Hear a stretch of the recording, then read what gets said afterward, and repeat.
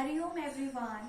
In this video, we will learn about the correct way to practice Bhujangasana and also the benefits and the contraindications of the Bhujangasana. So let's get started.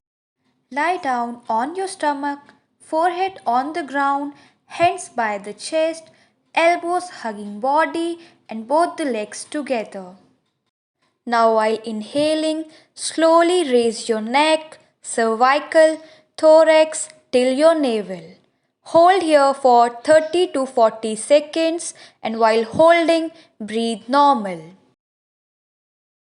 Now exhale, go down slowly to Makarasana and relax in Makarasana for 30 to 40 seconds and breathe normal.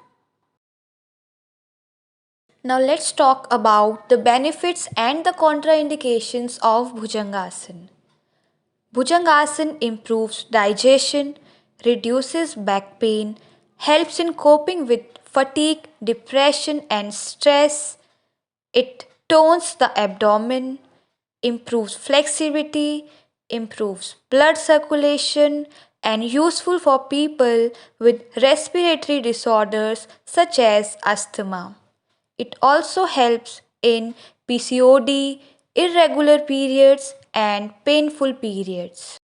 People suffering from ulcers, hernia, or recent abdominal surgery must avoid this asana. Also, pregnant women should avoid this asana.